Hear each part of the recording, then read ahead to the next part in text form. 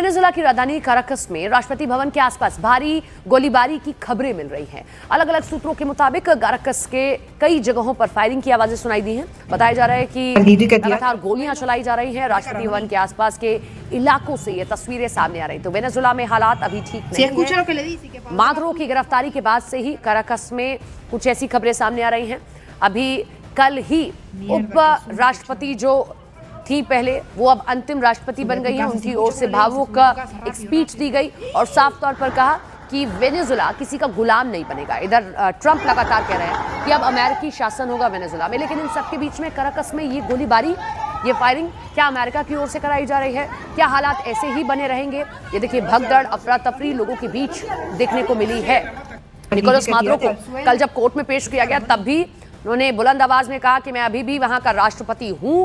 17 मार्च को मामले की अगली सुनवाई होगी और निकोलस मादुरो ने खुद को अदालत में बेगुनाह भी बताया। लेकिन इन सबके बीच में काराकस की जो जनता है, जो इस इलाके के रहने वाले लोग हैं, उनके लिए परेशानी बढ़ गई है। वेनेजुएला के लोगों के लिए परेशानी बढ़ गई है क्योंकि जो सुप्रीम लीडर है, घर से किसी और देश के लीडर ने उठवा लिया है, गिरफ्तार करवा लिया, अपने देश ले गए। आज वेनेजुएला में हालात स्थिर नहीं है। वेनेजुएला के हालात दुनिया भर के सामने वाकई हैरान कर देने वाले हैं, परेशान कर देने वाले हैं कि कैसे, ये देखिए गोलीबारी की तस्वीरें, ये आवाज़ें, फायरिंग लगातार हो रही है और कहीं और नहीं, राष्ट्रपति भवन के आसपास।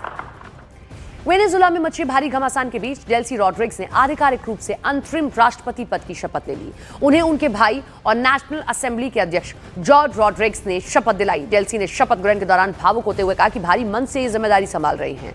उन्होंने निकोलस मादुरो और उनकी पत्नी सिलिया का देश का असली हीरो करार दिया। डेल्सी ने अमेरिका पर हमला बोलते हुए कहा कि वेनेजुएला अब किसी का गुलाम नहीं बनेगा। तो देखिए, अंतरिम राष्ट्रपति सुप्रीम कोर्ट की ओर से डेल्सी रॉड्रिग्स को बनाया गया।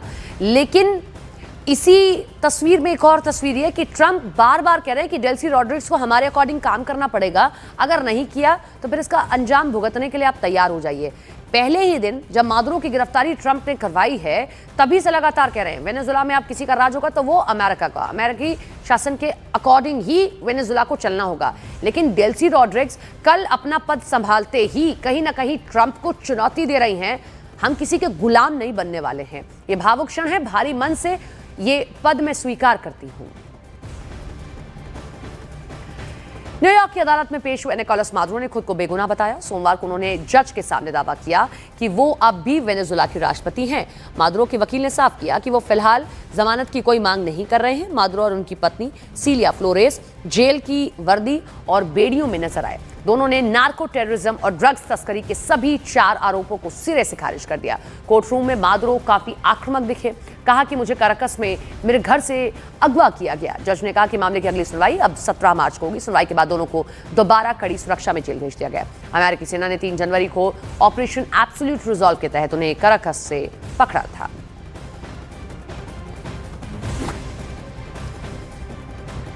वेनेजुएला में अमेरिकी सैन्य कार्रवाई के बाद यूएन में भारी बवाल मचा। कोलंबिया के अनुरोध पर बुलाई गई इस इमरजेंसी मीटिंग में अमेरिका को जबरदस्त विरोध का सामना करना पड़ा। यूएन अंडर सेक्रेटरी जनरल ने साफ कहा कि 3 जनवरी की मिलिट्री कार्रवाई में अंतर्राष्ट्रीय नियमों की धज्जियां उड़ाई गई हैं। कोलंबिया ने इसे वेनेजुएला की अखंडता, राजनीतिक स्वतंत्रता पर सीधा हमला बताया। रूस ने भी तीखे तेवर दिखाते हुए इसे अमेरिका का अक्षम्य अपराध करार दिया है। रूस और चीन ने मांग की है कि अमेरिकी प्रशासन राष्ट्रपति निकोलस मादुरो और उनकी पत्नी को तुरंत रिहा करे। रूस के मुताबिक इस संकट का समाधान केवल कूटनीतिक बातचीत ही हो सकता है। In a statement on social media on Saturday, President Donald Trump announced the conduct of a, I quote, large-scale strike against Venezuela and its leader, President Nicolas Maduro, end quote. During a press conference on Saturday, President Trump stated, and I quote again, "We are going to run the country until such time that we can do a safe, proper, and judicious transition," end quote. The government of Venezuela has characterized the United States action as a military aggression carried out in civilian and military areas and as a flagrant violation of the Charter, posing a threat to international and regional peace and security. We firmly condemn the U.S. act of armed aggression against Venezuela in breach of all international legal norms.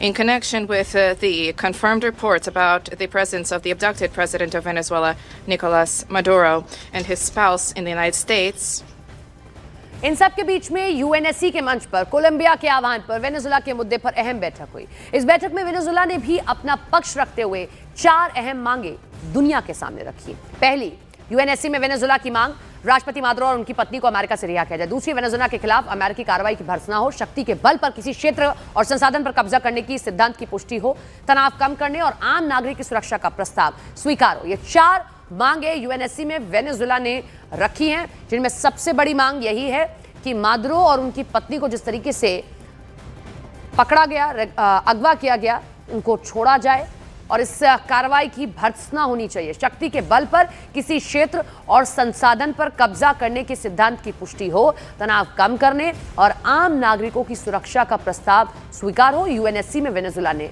इस बात को रखा है। Venezuela के राष्ट्रपति Nicolas Maduro की गिरफ्तारी के बाद संयुक्त राष्ट्र सुरक्षा परिषद में तीखी बहस छिड़ गई। इसी दौरान वेनेजुला की संसद में मादुरो के बेटे निकोलस मादुरो गुएरा ने भावुक संदेश दिया। कहा कि पापा, देश सही हाथों में है। गुएरा ने आगे कहा कि उनके पिता को अमेरिका ने किडनैप कर लिया है। उन्होंने दुनिया से अपील की है कि मादुरो को वापस वेनेजुला लाने के लिए अंतर्राष्ट्रीय स्तर पर एकजुटता दिखाई जाए। मादुरो के जो बेटे हैं, पहली बार उनका बयान सामने आया। बहुत ही भावुक संदेश उन्होंने अपने पिता के नाम दिया। यूएनएससी में कल जिस तरीके से बातचीत हुई, उस दौरान उनकी ओर से कहा गया कि मेरे पिता को जबरन अगवा किया गया है। साथ ही साथ संदेश भी दिया उन्होंने अपने पिता को कि देश सही हाथों में है। दुनिया से अपील भी की है कि मादुरो को वापस वेनेजुला लाने के लिए अंतर्राष्ट्रीय स्तर पर एकजुटता दिखानी जरूरी है।